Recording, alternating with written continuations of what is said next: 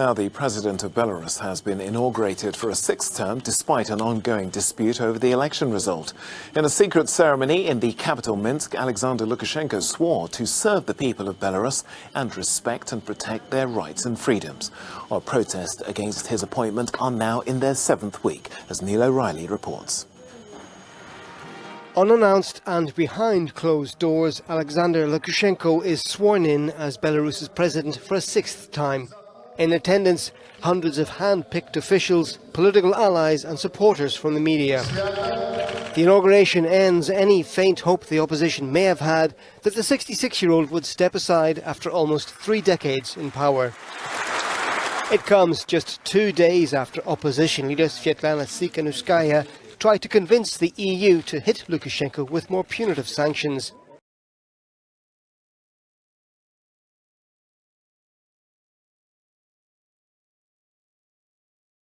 The European Union has refused to recognize Alexander Lukashenko as the president of Belarus after his secretive and abrupt inauguration, saying that it lacked democratic legitimacy. EU's diplomatic chief said that Brussels is also reviewing its relations with Minsk, the EU, a large financial donor to Belarus. And before the election, the EU had committed to spend 135 million euros on projects in Belarus and also pledged 53 million euros for the fight against COVID-19. The EU's move may mean that assistance may continue to Belarusian people, but the money now would not be routed through the Lukashenko government. Individual member states like Germany had already reiterated their position of not recognizing Lukashenko as the president of Belarus. Even Lithuania's foreign minister described the entire episode as a farce.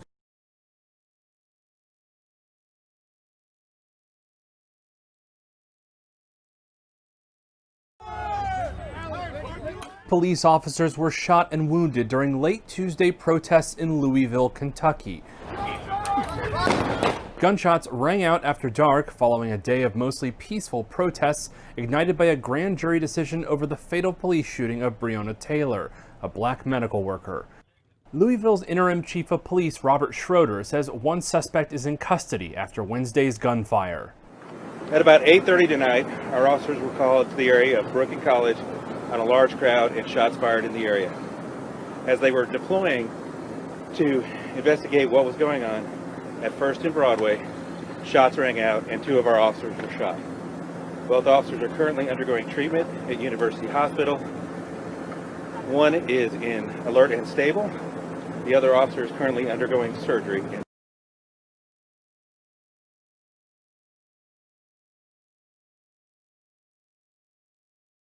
5 alleged cash-in-transit robbers have been killed and 2 more arrested during a shootout with police in Dawn Park near Springs in Ekurhuleni.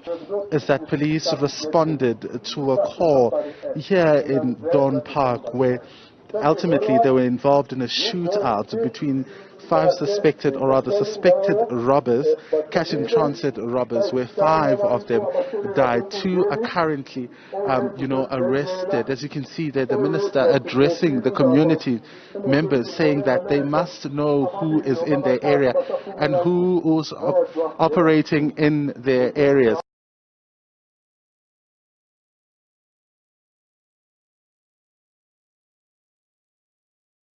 The South Korean military has confirmed that North Korea shot and killed a South Korean government official earlier this week after the official disappeared from his boat and drifted into North Korean waters near the western border island of Yeonpyeong-do. The 47-year-old official had been on duty aboard an inspection boat on Monday. South Korea says a North Korean soldier shot and killed the official and burned his body. The military says the incident was not accidental but had been ordered by those higher up in the North Korean chain of command and raised the possibility that the North has issued a shoot-to-kill order along the inter-Korean border to prevent the spread of COVID-19. The motive and circumstances of the man's crossing into the North are being investigated by South Korean police. The military official confirmed the man left his shoes behind, was wearing a life jacket, and had other items floating with him.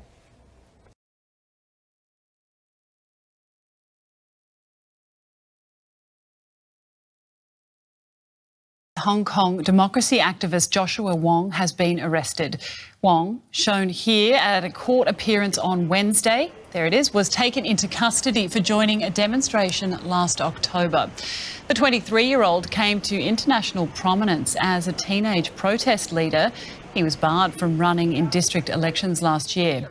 He's the most high-profile campaigner detained since media tycoon Jimmy Lai was arrested last month.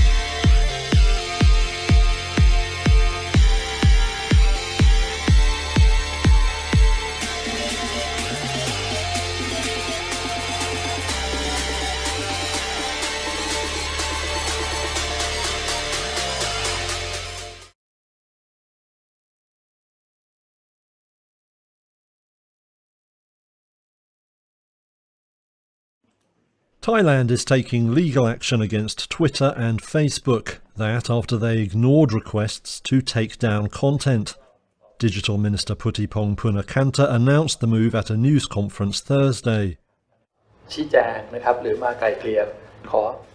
Unless the companies send their representatives to negotiate or request further information, police can bring criminal cases against them. But if they do and acknowledge the wrongdoing, we can settle on fines. The Digital Ministry filed complaints with cybercrime police after the two firms missed a 15-day deadline to comply with takedown orders. Google avoided any action after its YouTube unit did take down videos as requested.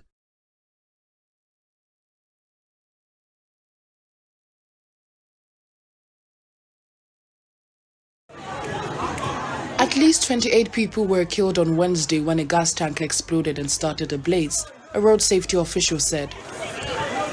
Flames and smoke could be seen rising into the sky as crowds of people watched on in the central Nigerian state of Kogi. BC Kazim, a spokesman for the Federal Road Safety Corps, said 9 children were involved in the accident, which took place opposite a petrol station on the local Jazeera highway. State Governor Yaya Bello said the tanker fire led to the loss of lives and destroyed many vehicles, properties and other valuables. Traffic accidents are common in Nigeria where roads are bad and safety standards are poor.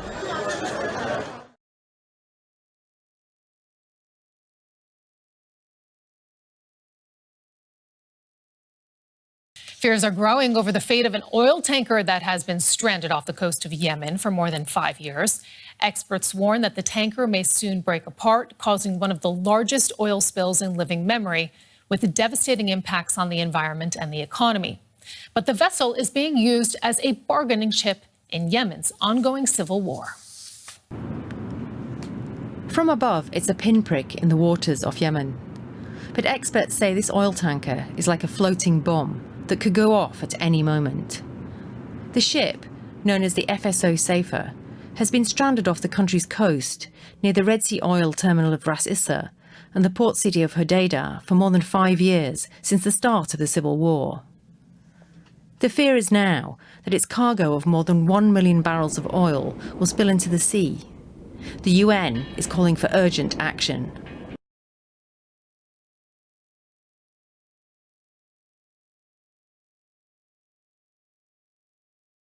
Back from a mission of national security.